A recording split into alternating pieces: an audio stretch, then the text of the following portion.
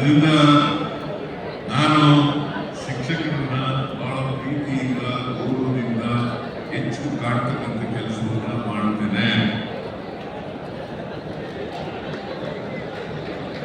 ಇವತ್ತು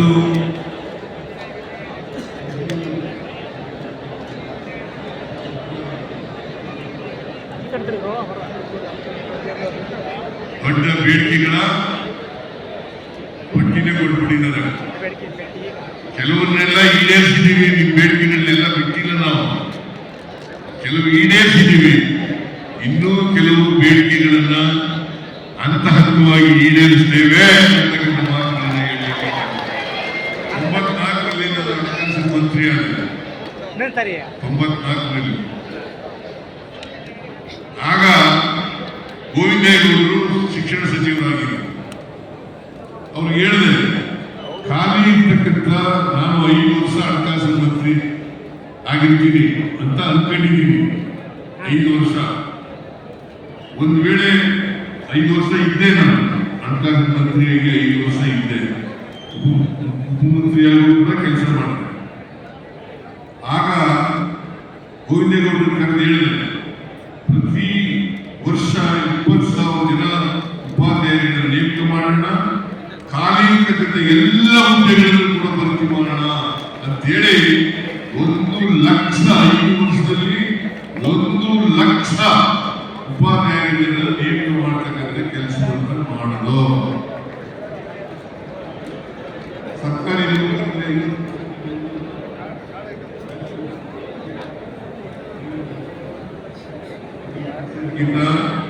ಜಾಸ್ತಿ ಇದೆ. ಸರ್ಕಾರಿ ನೌಕರರು ಸುಮಾರು 7 ಲಕ್ಷ ಚಿಲ್ಲರೆ ಸರ್ಕಾರಿ ನೌಕರರಿದ್ದಾರೆ. ಅದರಲ್ಲಿ ನೀವೇ ಅರ್ಧಕ್ಕಿಂತ ಜಾಸ್ತಿ ಇದೆ. ನಾನು 6ನೇ ಆಯೋಗ ಮಾಡಲಿಲ್ವಾ, ಜಾರಿ ಕೊಡಲಿಲ್ವಾ? 7ನೇ ಆಯೋಗ ಜಾರಿ ಕೊಡಲಿಲ್ವಾ? ಅವತ್ತೇನಾದ್ರೂ ಹಿಂದೆ ಕೊಡೋದಲ್ವಾ? ಯಥಾವತ್ತಾಗಿ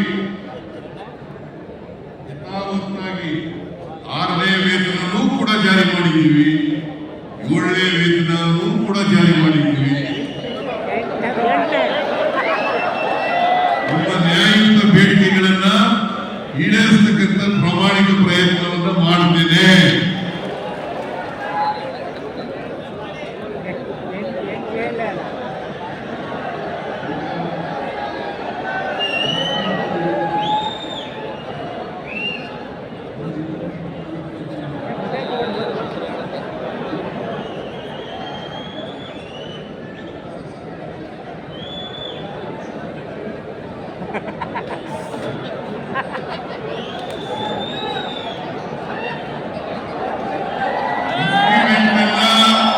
ಕೊಡ್ಲಿಕ್ಕೆ ಪ್ರಯತ್ನ ಮಾಡುತ್ತೇನೆ. ಹೊಡೆದಿ ಚಪ್ಪಾಳೆ.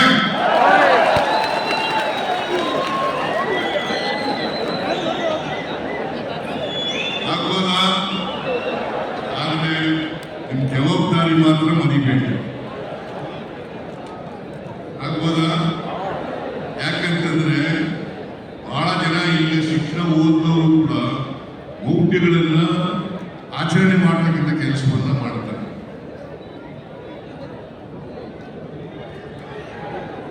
ಮೌಢ್ಯಗಳನ್ನ ನೀವು ಆಚರಣೆ ಮಾಡಬೇಡಿ. ಯಾಕೆಂತಂದ್ರೆ ಪ್ರಾಥಮಿಕ ಶಾಲಾ ಶಿಕ್ಷಕರು ಇದ್ದಾರಲ್ಲ, ನಿಮ್ಮ ನಡವಳಿಕೆ ಇದೆಯಲ್ಲ, ನಿಮ್ಮ ನಡವಳಿಕೆ ದೊಡ್ಡ ಪ್ರಭಾವವನ್ನ ಮಕ್ಕಳ ಮೇಲೆ ಬೀರುತ್ತದೆ ಅಲ್ವಾದ್ರೆ?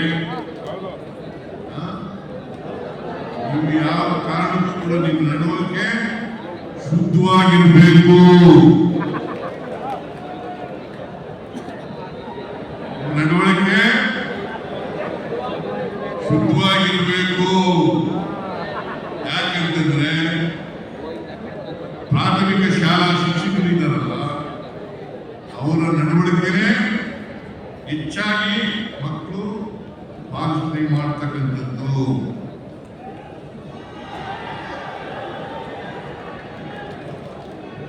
ಅಲ್ವೇನ್ರಿ?